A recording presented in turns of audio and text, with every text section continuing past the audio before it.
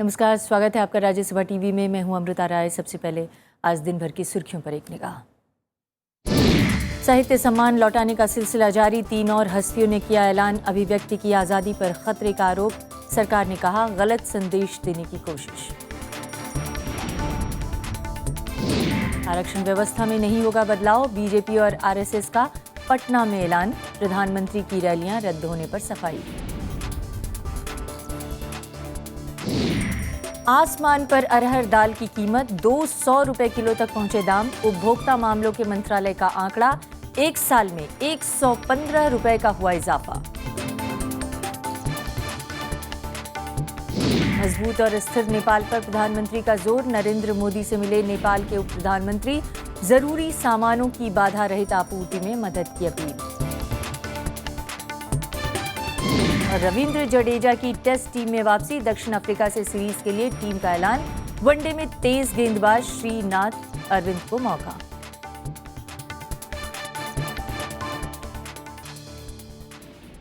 और आइए देखते हैं पहली खबर।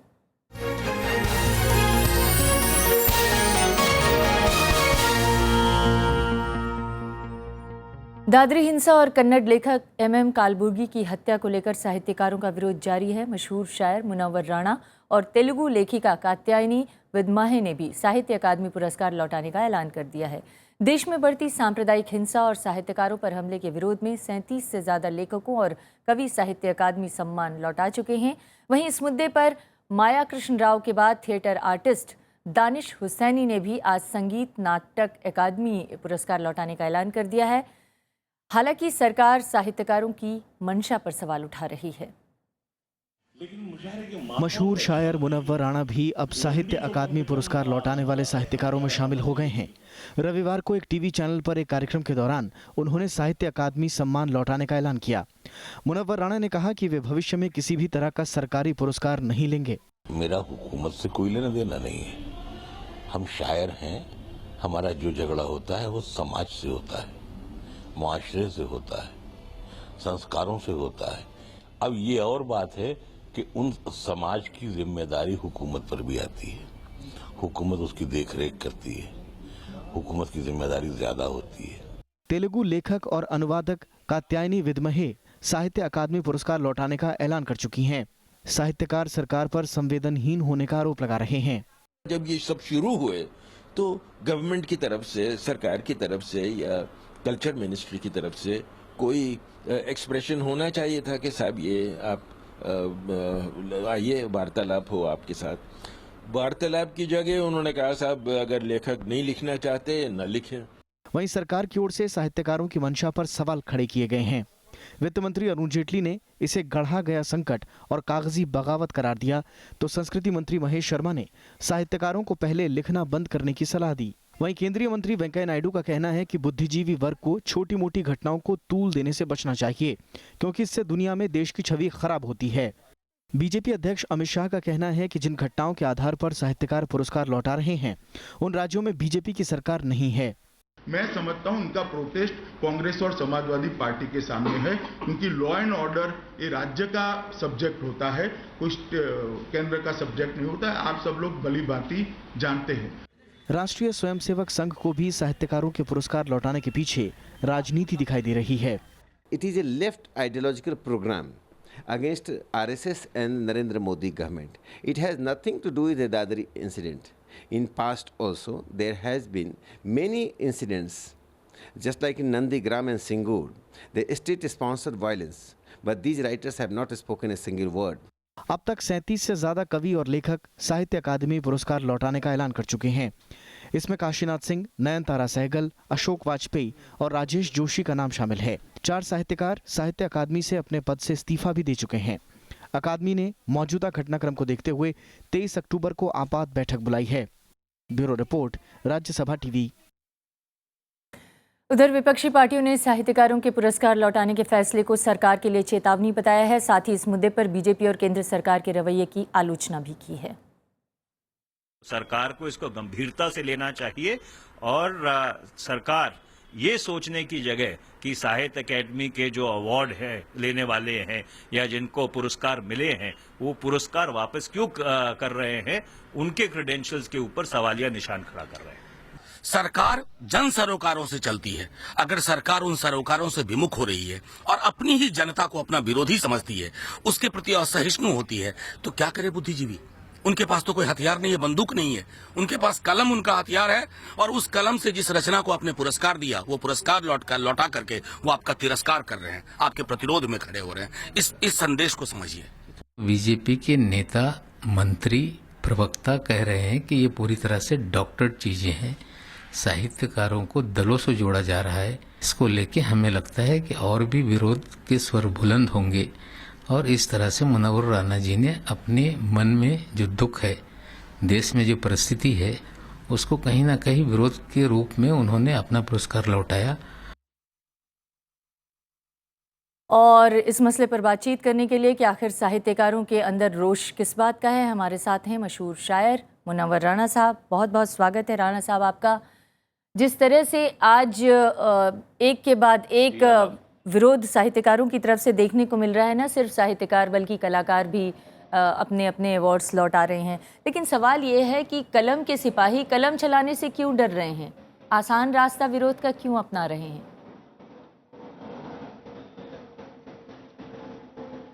हेलो जी राणा साहब, मेरा सवाल ये था। मेरी आवाज आ रही है आप तक? राणा साहब, मुझे आपकी आवाज आ रही है। मेरा सवाल ये था कि कलम के सिपाही आप अपने आप को कहते हैं, तो कलम के सिपाही कलम चलाकर विरोध क्यों नहीं कर रहे हैं, आसान रास्ते क्यों अपना रहे हैं साहित्य सम्मान लौटाने का? हेलो हेलो हाँ अमृता राय जी जी। बेटे ऐसा है कि ये जो कलम का जो काम है जी, ये तलवार नहीं है कि निकाली और चला दी। ये ऐसा नहीं है कि लोग जाएं और किसी के रेफ्रिजरेटर में झांकने लगे, समझे? ये कलम का काम तो ये धीमे धीमे चलता रहता है, ये समंदर की लहरों पर लिखने जैसा है। हाँ, एक फूल को फूल बनते देखने जैसा है। तो आप ये कहाँ समझ रही हैं कि ये कलम का काम रुक रहा है? लेकिन अगर कलमकार अगर विरोध करता है, एहतजाज करता है, तो इसका मतलब नहीं है कि उसको किसी दल से जोड़ा जाए, या अगर वो किसी दूसरी जाति का है, मतलब हम हैं, तो वो पाकिस्तान से जोड़ दिया जाए, इधर से जोड़ दिया जाए, अपर कास्ट लोअर कास्ट। इस मुल्क में तो सबसे बड़ी प्रॉब्लम यही हो गई ना कि एक थाने में उसने कहा साहब वो अपर कास्ट का है इसलिए मेरे साथ प्रॉब्लम कर रहा है, लोअर कास्ट का इसलिए। तो नतीजा ये होता है कि असली मुजरिम पकड़ा नहीं जाता। सिर्फ एक जैसे एक तस्वीर बना दी जाती है, एक दाढ़ी, एक टोपी, एक मूछें, और कहते साहब ये बस यही आतंकवादी है, ये मुस्लिम मुजाहिदीन। इससे असली मुजरिम पकड़े नहीं जाते हैं। तो जाहिर सी बात है मुल्क में कोई ये नई चीज नहीं है कि नया आक्रोश हो या किसी के साथ हो। शायर, कवि, साहित्यकार, लेखक, इनकी अपनी मर्जी, अपना दिल होता है। ऐसा नहीं, हमने मेरठ और मलियाना के दंगों में भी चीख चीख के कहा था कि हमारे ख्वाबों में परियां कभी नहीं आती, हमें तो ख्वाब में मेरठ दिखाई देता है। लेकिन अगर आपके ख्वाबों में परियां नहीं आती, मेरठ दिखाई देता है या इंसानों के साथ हो रही ज्यादती दिखाई देती है, तो फिर वो लेखन में क्यों नहीं दिख रही है? सवाल ये है कि वो लेखन के जरिए भी तो आप विरोध कर सकते थे। अगर आप लेखन के जरिए विरोध नहीं कर रहे हैं, तो आपके विरोधियों को ये मौका मिल रहा है कहने का कि आप कागजी बगावत कर रहे हैं। देखिए, लेखन जो है ये मुर्गी नहीं है कि हर वक्त अंडे देती रहे। लेखन के लिए पूरी जिंदगी लगा देनी पड़ती है। ये अखबार का कॉलम नहीं लिखना है, साहित्य लिखना जो है ये बहुत मुश्किल काम है। तो ये एक वक्त में नहीं होता है, एक फौरन नहीं होता है। और जहां इसको आप उससे न जोड़िए अवार्ड लौटाने से।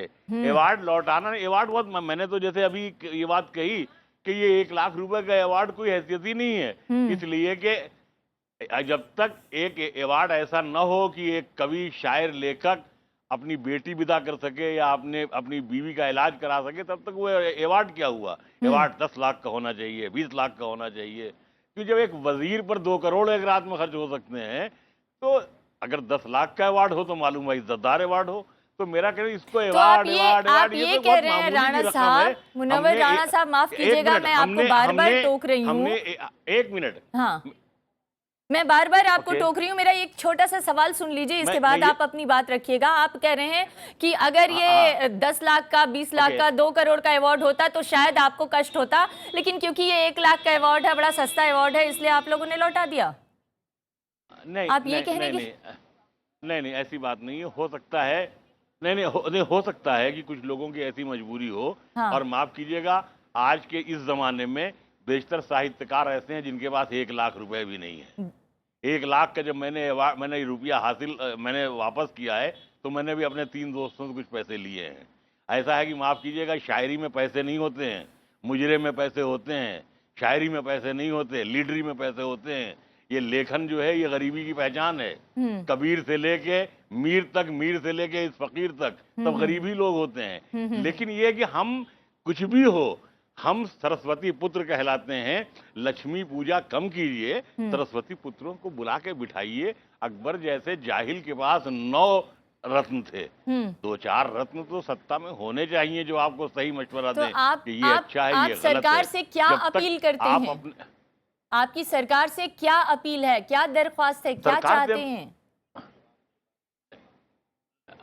नहीं, सरकार से हम यही अपील करना चाहते हैं, ये जो मुंह काले हो रहे हैं, मैं तेरा मुंह काला करूं, तू मेरा मुंह काला करे, और बर्जर पेंट और लाशाली मार पेंट सब अपने रंग बेचें, तो ये मुंह काला होना बंद हो। जब ये मुंह काला एक दूसरे का होने लगेगा तो ये मोहल्लों में शुरू हो जाएगा। जो कत्लेआम जो ये है, इधर इसको मार दो, उसको मार दो, ये मोहल्लों में भी शुरू हो जाएगा। इस पर सख्ती से, जैसे मैं एक बात कहता हूँ, जहाँ दंगा हो वहाँ कवियों को, शायरों को, लेखकों को भेजिए। उनको मत भेजिए जो सुबह आपसे बोलेंगे हमको मंत्री बना दीजिए, हमको टिकट दे दीजिए। इस 63 साल की उम्र में हम तो फिर भी जवान हैं। जो बुढ़े बुढ़े वहाँ साहित्यकार थे, जो आज मरे कल दूसरा दिन, वो क्या एहतजाज करेंगे? उनको कोई जरूरत नहीं है। जी। लेकिन वो चाहते हैं उनकी बात सुनी जाए, वो जो कहना चाहते हैं वो समझी जाए। तो ये कोई बुरी बात राणा नहीं है कि अगर हम राणा साहब, बैठ एक के और वार्ता सवाल करें, है, बैठ के अगर एक और सवाल मैं आपसे पूछना चाहती हूँ। अगर आपका विरोध सरकार से है तो सरकार के नुमाइंदों को आप लोगों को अप्रोच करना चाहिए था, कोशिश करनी चाहिए थी कि उनसे डायलॉग शुरू हो, और डायलॉग के जरिए, बातचीत के जरिए आप अपनी शिकायतें उन तक पहुंचाते। शायद इसका कोई और कंस्ट्रक्टिव रास्ता निकलता जो आप लोगों का विरोध है। दूसरी तरफ ये है कि आप लोग केवल प्रतीकों के जरिए विरोध कर रहे हैं। इन प्रतीकों के जरिए विरोध पर दूसरे पक्ष को मौका मिल रहा है तोहमत लगाने का। वो ये कह रहा है कि आप तो कागजी शेर हैं, आप लोग इससे ज्यादा कुछ कर नहीं सकते हैं, पॉलिटिक्स बाय अदर मीन्स है। आप लोग भी एक तरह से दूसरे तरह की राजनीति कर रहे हैं। थी तो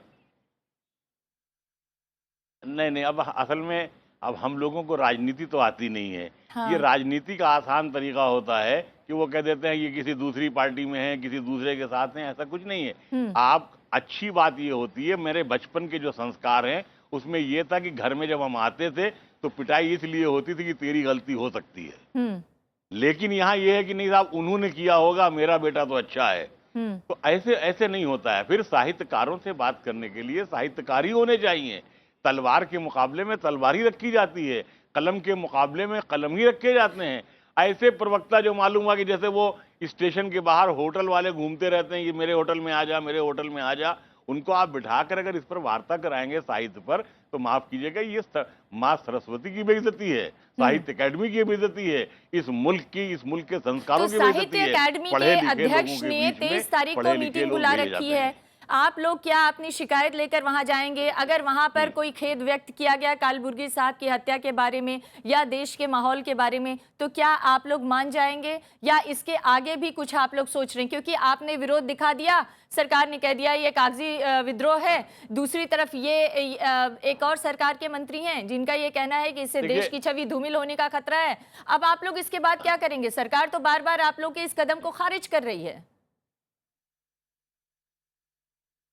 देखिए, ऐसा है कि अब वो साहित्य अकेडमी वाले बुलाते हैं, क्या करते हैं मुझे तो मालूम नहीं जी। इसके बाद हमें जाना चाहिए या नहीं जाना चाहिए, ये हमारी मर्जी पर है। हाँ। समझे आप? तो ये न जाहिर सी बात है कि मुझे कोई जबरदस्ती भेज रहा है, ना मैं जबरदस्ती आ रहा हूँ। तो हम शायर लोग हैं, कवि लोग हैं, लेखक हैं और बूढ़े भी हैं। तो जाहिर सी बात है कि हमें कहाँ जाना चाहिए, पहुँचना चाहिए, नहीं पहुँचना चाहिए।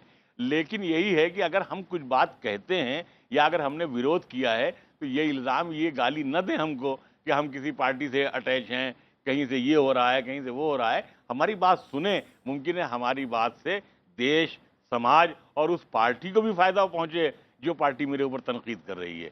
सत्ताएं तो बदलती रहती हैं, जाहिर सी बात है, आज हमारी है कल तेरी हो जाएगी, कल तेरी है परसों हो जाएगी। वो आएगा तो वो कहेगा वो खजाना खाली करके गया था। हम शायरों को खजाने से क्या लेना देना, हम तो सिर्फ बता सकते हैं कि हम तो घड़ी हैं, वक्त बता सकते हैं, वक्त से लुत्फानंदोज नहीं हो सकते हैं। जी, बहुत बहुत शुक्रिया हमसे बातचीत करने के लिए मुनव्वर राणा साहब। तो मुनव्वर राणा मशहूर शायर हैं और उनका कहना है कि जो लेखक साहित्यकार हैं वो वक्त की एक तरह से वक्त की नज़ाकत को समझते हुए घड़ी क्या काम कर रहे हैं, सरकार को समझना है तो वो समझ ले। और शायद उनका ये भी अपील है कि सरकार की तरफ से कोशिश होनी चाहिए, इस मसले पर बातचीत की पहल होनी चाहिए। बहुत बहुत शुक्रिया हमसे बातचीत करने के लिए। अगली खबर का रुख करते हैं। जम्मू कश्मीर के निर्दलीय विधायक इंजीनियर रशीद पर आज दिल्ली में स्याही फेंकी गई है और उन पर प्रेस क्लब में हमला हुआ। रशीद ने जैसे ही प्रेस कॉन्फ्रेंस खत्म की, कुछ लोगों ने उनके ऊपर स्याही फेंक दी। बीफ पार्टी करने के आरोप में कुछ दिन पहले रशीद से विधानसभा में हाथापाई हुई थी और पुलिस ने इस मामले में 2 लोगों को हिरासत में लिया है। जो आज की घटना है उसके बारे में हिरासत में ली गई है।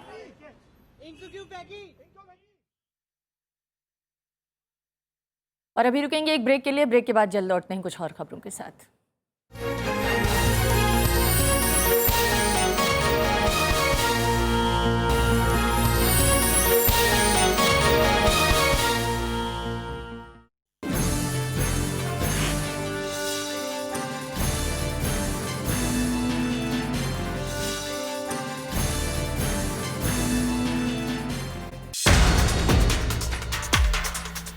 बिहार दौरे पर चुनाव आयोग, निष्पक्ष चुनाव का दिया भरोसा, विवादों पर अमित शाह की सफाई, चुनाव में जीत का किया दावा। देखिए पहली खबर, बिहार चुनाव, रात 8 बजे।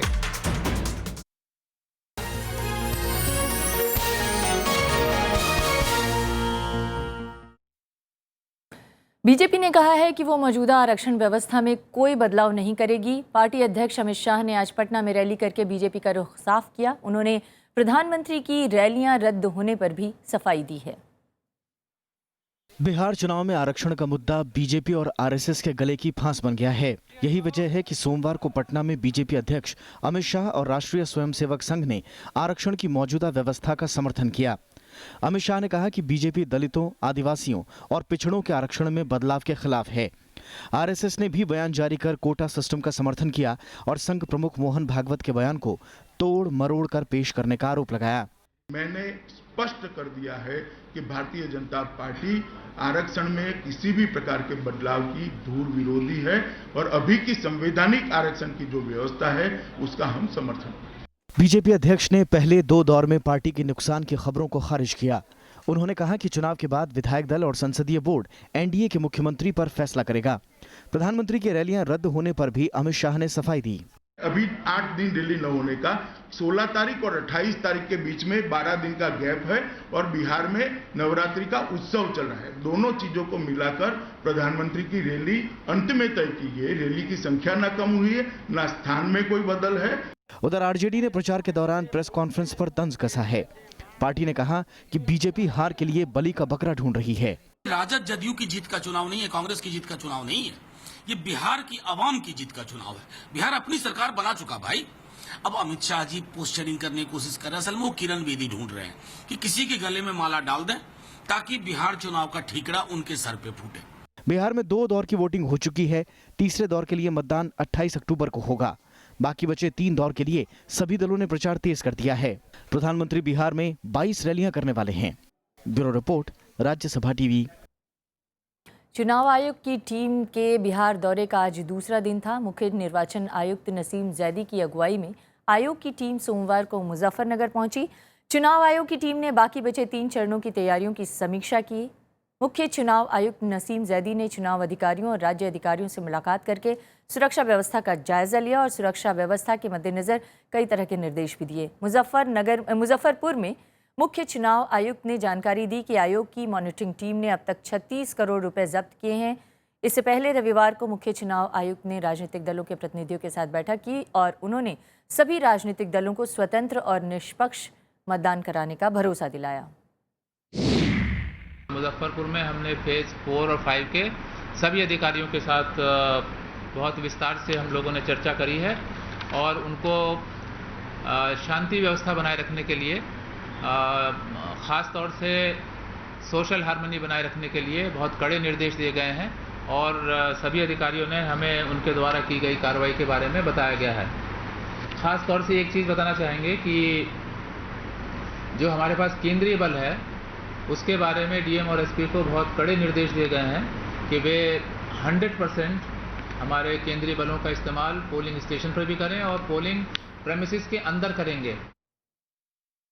पाकिस्तान के खिलाफ विरोध को आगे बढ़ाते हुए शिव सैनिक आज मुंबई में बीसीसीआई के मुख्यालय में घुस गए। शिव सैनिकों ने बोर्ड अध्यक्ष शशांक मनोहर और पाकिस्तान क्रिकेट बोर्ड के मुखिया शहरयार खान की प्रस्तावित बैठक का विरोध किया। इस सिलसिले में गिरफ्तार 10 आरोपियों को देर शाम जमानत भी मिल गई। मुंबई की रद्द बैठक अब कल दिल्ली में होगी।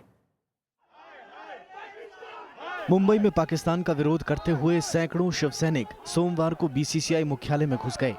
वो बोर्ड अध्यक्ष शशांक मनोहर के कमरे में जाकर पाकिस्तानी क्रिकेट बोर्ड के मुखिया शहरयार खान से मुलाकात का विरोध करने लगे। शिव सैनिकों की मांग थी कि घुसपैठ और फायरिंग करने वाले पाकिस्तान से क्रिकेट नहीं खेला जाना चाहिए। ऐसे बहुत से लोग हमारे देश में है तो प्रखर राष्ट्रभक्त है और पाकिस्तान के साथ किसी भी रिश्ते रखने के खिलाफ है और शिवसेना ने अपनी भूमिका हमेशा कायम रखी है, चाहे सत्ता में हो या ना हो, हम कभी बदले नहीं। विरोध प्रदर्शन के बाद बीसीसीआई ने मुंबई की बैठक स्थगित कर दी है। अब शहरयार खान और शशांक मनोहर की बैठक दिल्ली में होगी। अगर दो देशों के अध्यक्ष आपस में बात कर रहे हैं क्रिकेट बोर्ड के, तो उसमें क्या आपत्ति है? अगर कल को सचिव स्तर की बातचीत होगी, अधिकारी स्तर की बातचीत होगी, तो क्या वहां पर भी हंगामे होंगे? बातचीत एक जरिया है आपको अपनी बात पहुंचाने का। बीसीसीआई वही निर्णय लेगा जो भारतीय क्रिकेट टीम के हित में होगा। शिवसेना के विरोध की राजनीतिक दलों ने निंदा की है। देश और दुनिया में महाराष्ट्र और मुंबई की एक पहचान है। कहीं ऐसा ना हो कि ऐसे हरकतों से इस राज्य के प्रगति का नुकसान हो जाए, क्योंकि शिवसेना हमारे साथ वहां सरकार में है। तो मैं चाहूंगा कि सहनशीलता रखनी चाहिए। सत्ता में हिस्सेदारी को पार्टी का झगड़ा, देश का झगड़ा बनाना उचित नहीं और हम चाहते हैं कि मुख्यमंत्री तत्काल इन पर कार्रवाई करें। एक पखवाड़े में शिव सैनिकों ने पाकिस्तान की हस्तियों के खिलाफ तीसरी बार प्रदर्शन किया है। सबसे पहले शिवसेना की धमकी की वजह से मुंबई में गायक गुलाम अली का शो रद्द हो गया था। शिव सैनिकों ने पाकिस्तान के पूर्व विदेश मंत्री खुर्शीद महमूद कसूरी की किताब का विमोचन का भी विरोध किया था। Bureau report, Rajya Sabha TV. Nestle India की मैगी के लिए 2 राज्यों से अच्छी खबर आई है। गुजरात और कर्नाटक ने मैगी पर से पाबंदी हटा ली है। गुजरात के food and drugs control authority ने प्रतिबंध हटाने की जानकारी दी है। अथॉरिटी के कमिश्नर HG खोशिया ने पीटीआई से कहा है कि गुजरात में अगस्त के दौरान ही मैगी से बैन हटा लिया गया था। यह फैसला बॉम्बे हाईकोर्ट के अगस्त में आए देश भर में मैगी से बैन हटाने के आदेश के बाद लिया गया था। इसके लिए हाईकोर्ट ने मैगी के नमूनों का नए सिरे से परीक्षण करने का आदेश दिया था। हाल ही में मैगी के कई नमूनों को 3 लेबोरेटरीज में सुरक्षित पाया गया। मैगी में लेड की ज़्यादा मात्रा की खबरों के बाद जून में देश भर में इस प्रोडक्ट पर पाबंदी लगा दी गई थी। और अब खबर खाने पीने की एक और चीज़, दाल से जुड़ी हुई। दाल के दामों में उछाल लगातार जारी है। सरकारी आंकड़ों के मुताबिक अरहर की दाल का खुदरा मूल्य बढ़कर सोमवार को 200 रुपये प्रति किलो तक पहुंच गया। बीते साल इस समय लोग खुदरा बाजार में अरहर की दाल 85 रुपये किलो खरीद रहे थे, यानी पिछले 1 साल में अरहर की दाल की कीमत में 115 रुपये का इजाफा दर्ज किया गया है। बीते हफ्ते तक अरहर की दाल 185 रुपये किलो मिल रही थी। लोग उड़द दाल भी खुदरा बाजार में 170 रुपये किलो खरीदने के लिए मजबूर हैं। सरकार कीमतों पर नियंत्रण के लिए कई तरह के कदम उठा रही है। इनमें जमाखोरों पर सख्ती के साथ साथ खुदरा कारोबारियों के लिए भंडारण सीमा भी शामिल किया गया है। इस बीच केंद्र सरकार ने आज तत्काल 2000 टन अरहर दाल और 1000 टन उड़द दाल का आयात करने का फैसला किया है। इसके अलावा दिल्ली में केंद्रीय भंडार और सफल के सभी 400 आउटलेट्स पर आयातित अरहर दाल जल्द से जल्द बेचने का निर्देश दिया गया है। फिलहाल सिर्फ 100 आउटलेट्स पर 120 रुपये किलो के हिसाब से आयातित दाल बेचे जा रहे हैं। भारत ने कहा है कि वो नेपाल के साथ पुराने ऐतिहासिक संबंधों को मजबूत करना चाहता है। नेपाल के उप प्रधानमंत्री कमल थापा ने आज प्रधानमंत्री नरेंद्र मोदी से मुलाकात की। नरेंद्र मोदी ने भरोसा दिलाया है कि भारत की तरफ से नेपाल की सहायता में कोताही नहीं बरती जाएगी।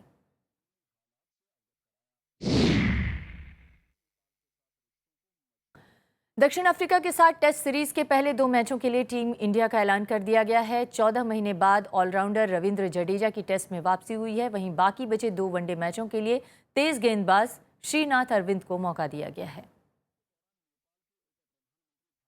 इस बुलेटिन में इतना ही। नमस्कार।